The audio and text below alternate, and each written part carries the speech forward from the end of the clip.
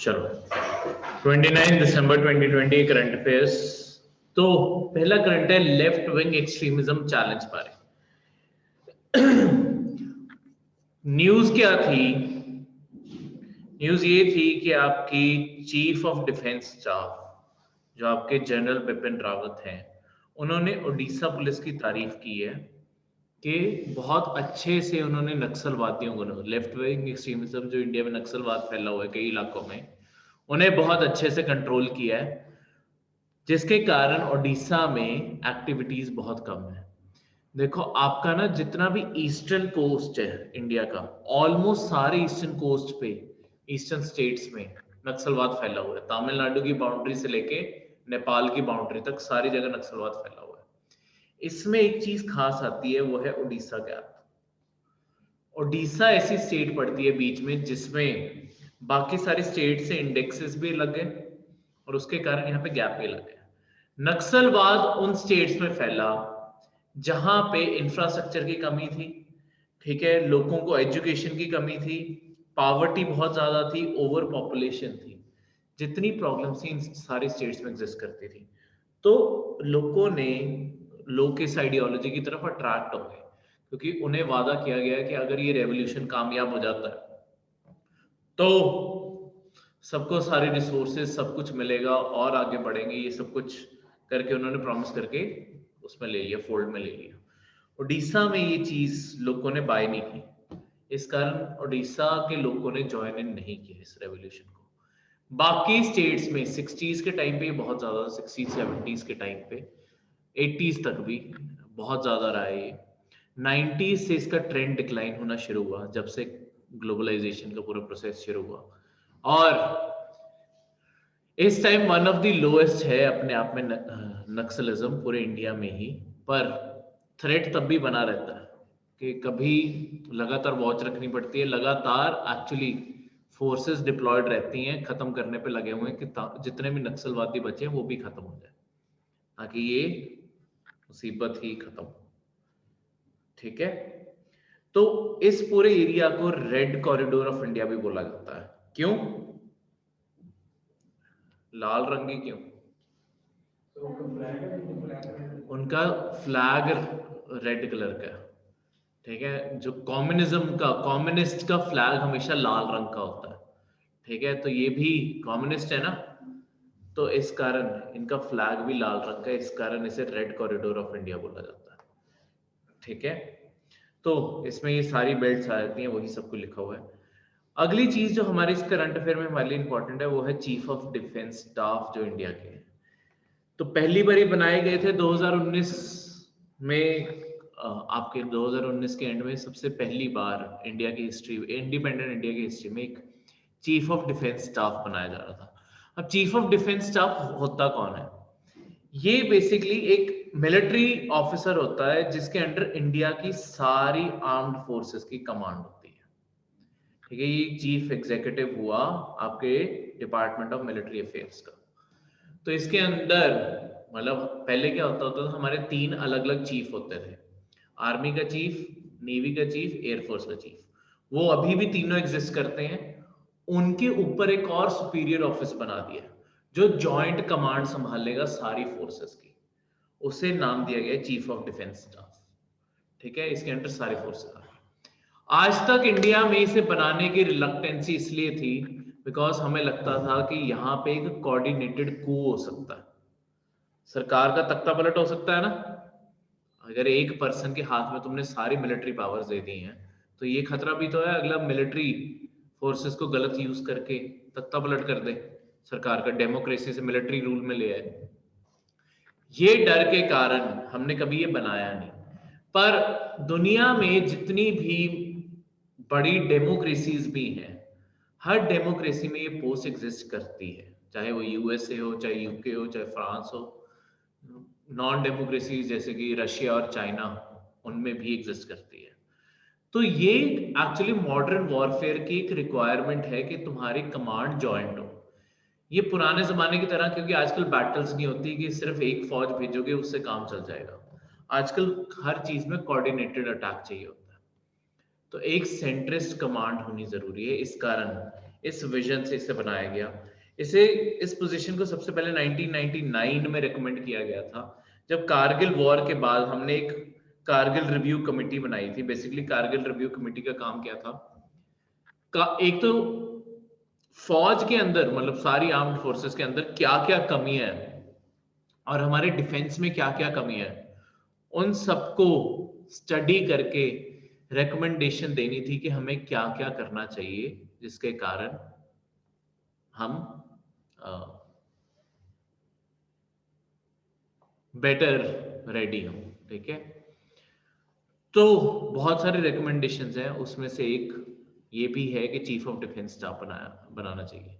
जैसे एक रिकमेंडेशन और इस टाइम इंप्लीमेंट की जा रही है, वो है tooth to tell, teeth to tell ratio बढ़ानी चाहिए। टीथ टू टेल रेशियो कभी तुम्हें पूछा जा सकता है कि आर्म्ड फोर्सेस के कंटेक्स्ट में टीथ टू टेल क्या होता है? क्या लगता है सुनने में? आर्म्ड फोर्सेस के टीथ क्या है?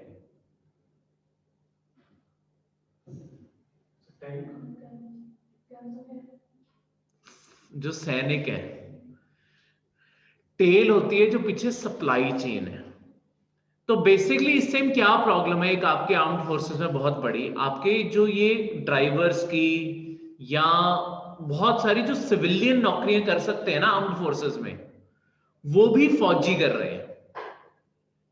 तो जब तुम अपने सोल्जर्स इन कामों में डिप्लॉय कर देते हो, उनकी जो बैटल एफिशिएंसी है और उन्हें तुम जो बैटल में उन्हें होना चाहिए, लगातार बैटल रेडी होना चाहिए, वो उससे हट जाते हैं।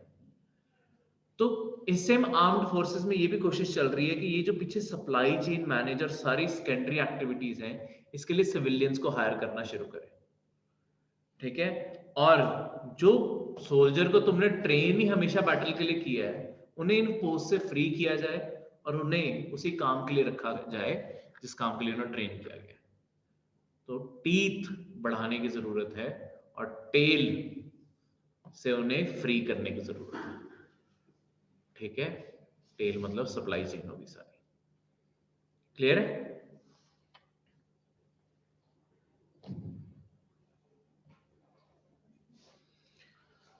तो चीफ ऑफ डिफेंस स्टाफ के और क्या क्या काम है यहाँ पे ये देखो, सारे फंक्शंस लिखे हैं। ये तुम्हें फंक्शंस में से कोई भी स्टेटमेंट्स बन के आ सकती हैं कि चीफ ऑफ डिफेंस स्टाफ इनमें से क्या क्या फंक्शंस परफॉर्म करता है। ठीक है, ऐसे क्वेश्चंस तुम्हारे पहले भी कुछ पोस्ट के रिगार्डिंग आए हुए हैं, तो इसके रिगार्डिंग भी आ सकते हैं, इस कारण याद रखना। क्लियर है? ये सारे यहाँ पे स्टडी कर लेना। अगली चीज, चीफ ऑफ डिफेंस स्टाफ की सैलरी बाकी चीफ सर्विसेज से ज्यादा नहीं है, उनके सेम ही है। यानी कि जो उसके नीचे 3 ऑफिसर्स हैं, उन्हीं के बराबर सैलरी उससे भी मिलती है। ठीक है, बस उसका रैंक उनसे ऊंचा है, सैलरी सेम है। और एक बहुत इंपॉर्टेंट पॉइंट, जो सीडीएस का ऑफिस है, वो आपके राइट टू इंफॉर्मेशन एक्ट के अंडर आता है। यानी कि यहां से तुम कोई इंफॉर्मेशन सीख करना चाहते हो, जब तक वो सेंसिटिव इंफॉर्मेशन नहीं है, तो तुम आरटीआई फाइल कर सकते हो और तुम जानकारी ले सकते हो। क्लियर है? तो ये था आपका पहला करंट अफेयर। दूसरा करंट अफेयर है इन्फ्लेशन टारगेटिंग के ऊपर। इन्फ्लेशन टारगेटिंग, सबसे पहले इन्फ्लेशन क्या होता है? किस चीज को इन्फ्लेशन कहते हैं? महंगाई। किस चीज को महंगाई? कब बोलोगे कि महंगाई हो रही है मार्केट में? Demand increase but supply decrease. जरूरी नहीं है सप्लाई डिक्रीज हो। ठीक है, तो कब कहोगे कि महंगाई हो रही है मार्केट में? सर जब ऑल कमोडिटीज का रेट इंक्रीज हो जाएगा। Only most. ठीक है, ठीक है सर। ऑल वर्ल्ड में मतलब सब कुछ ही आ जाएगा। देखो, सिर्फ एक समान किसी एक कमोडिटी का प्राइस बढ़ रहा है, उसे ये नहीं कह सकते कि आपकी इकोनॉमी में इन्फ्लेशन हो रही है, क्योंकि वो सिर्फ एक चीज महंगी हो रही है। अगर बहुत बड़ा सेक्ट है, बहुत सारी आइटम्स हैं जिनका सडनली प्राइस इंक्रीज होना शुरू हो गया, ठीक है, general price rise of number of goods, इसे इन्फ्लेशन कहते हैं। इन्फ्लेशन को दूसरी साइड से तुम करेंसी की साइड से देखोगे तो इन्फ्लेशन क्या होती है?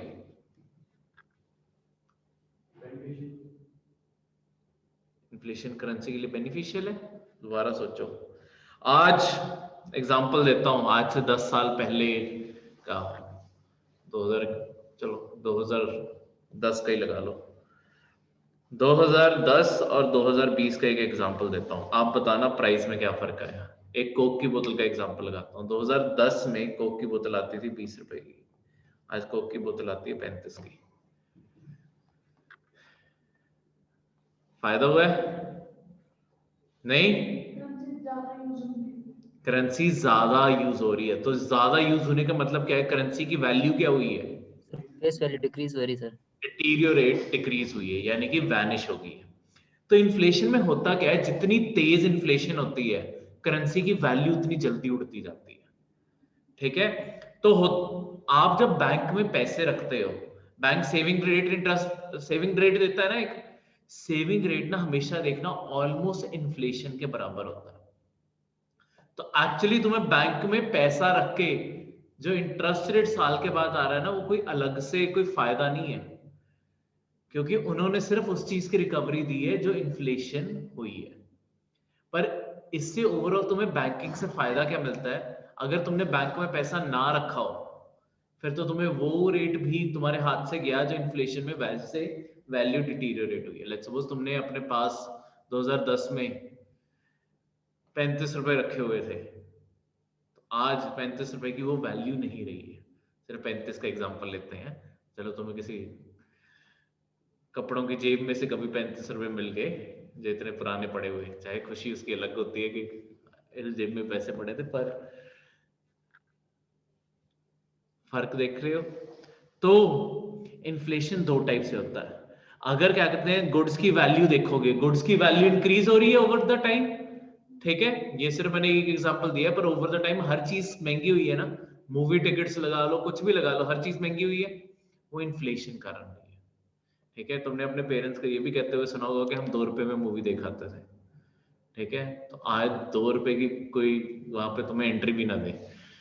ठीक है, तो वो हुआ क्या है, 2 से लेके 200 तक ये इन्फ्लेशन है आपकी सिनेमा की। ठीक है, तो ये फर्क है। क्लियर है? तो इस तरीके से ये काम करते हैं इन्फ्लेशन। प्राइस की साइड से इंक्रीज होता है, करेंसी की साइड से देखोगे तो वैल्यू डिटीरियोरेट हो जाती है, यानी कि खत्म होती जाती है। तो अगर तुमने किसी प्रॉपर्टी में इन्वेस्ट किया हुआ है, क्या तुम चाहोगे कि इन्फ्लेशन हो? अगर तुमने कोई भी इन्वेस्टमेंट की हुई है, क्या हाँ तुम्हारे जी लिए सर, इन्फ्लेशन अच्छी है? यस। हाँ जी जब अगर तुमने इन्वेस्टमेंट किया हुआ है, तुम्हें रिटर्न अच्छा आएगा, क्योंकि तुम्हें प्राइस ज्यादा बेटर मिलेगा। दूसरी साइड पे अगर तुमने अपने पास कैश रखा हुआ है, तो तुम चाहोगे इन्फ्लेशन हो? नहीं, तब नहीं चाहोगे कि इन्फ्लेशन हो, क्योंकि तब पैसा इरोड होता रहेगा, वैल्यू इरोड होती रहेगी। ठीक है, एक लास्ट एग्जांपल ध्यान से सोच के बताना, दोनों साइड से पूछता हूं।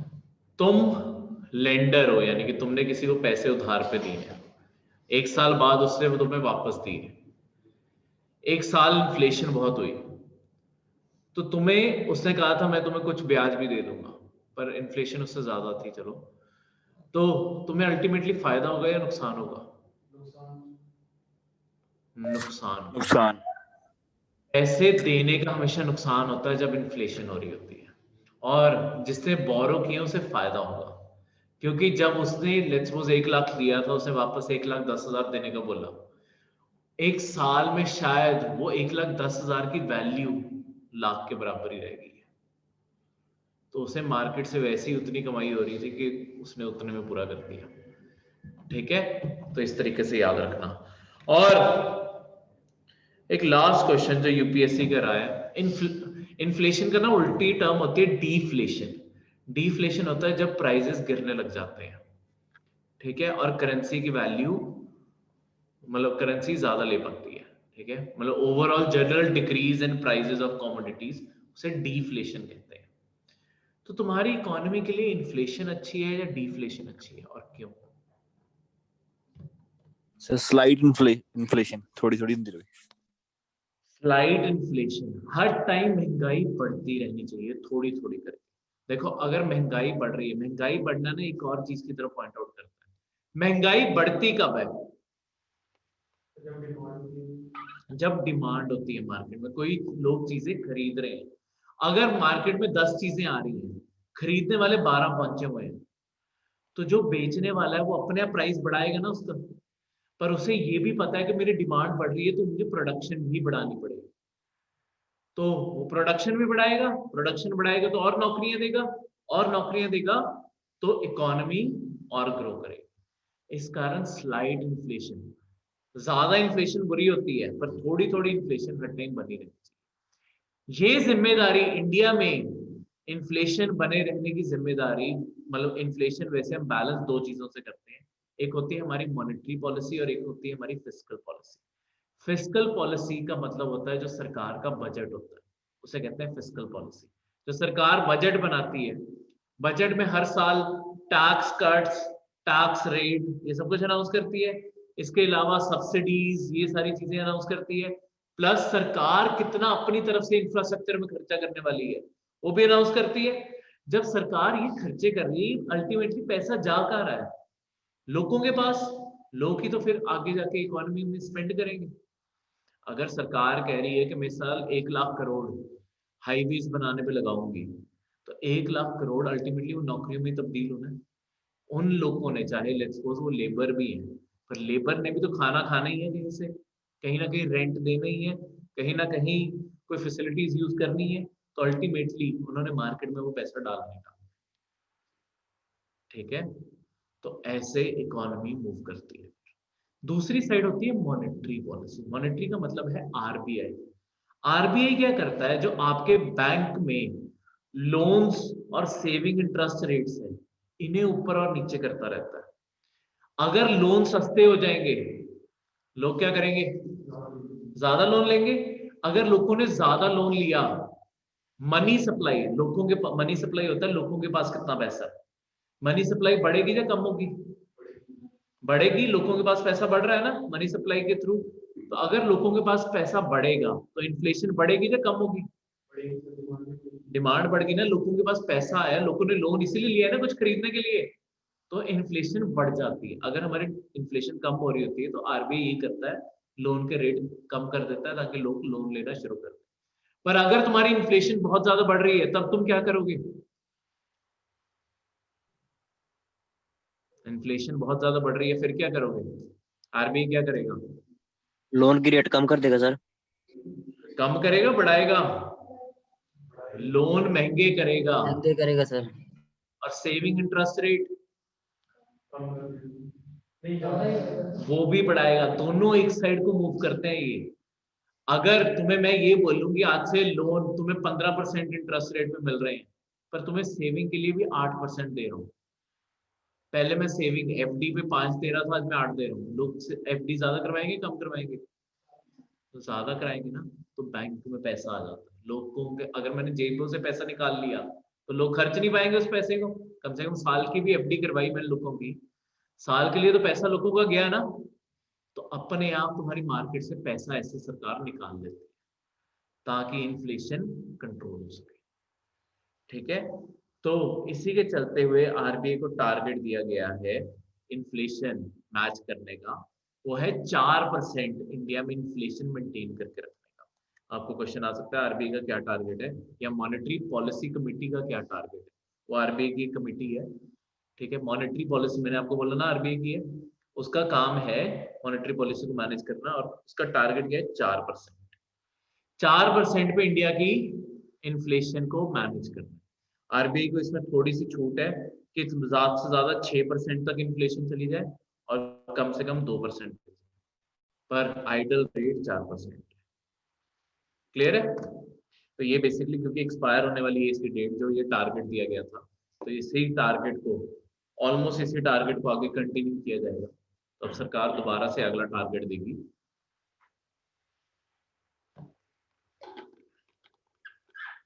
तो उसी के रिगार्डिंग क्वेश्चन था, मतलब आपके प्रीवियस यूपीएससी पेपर में ये क्वेश्चन आया हुआ है कि तुम्हारी इकोनॉमी के लिए इन्फ्लेशन अच्छी है या डिफ्लेशन अच्छी है, या बहुत अच्छी ज्यादा इन्फ्लेशन अच्छी है या बहुत ज्यादा डिफ्लेशन अच्छी है। तो क्या आंसर होगा?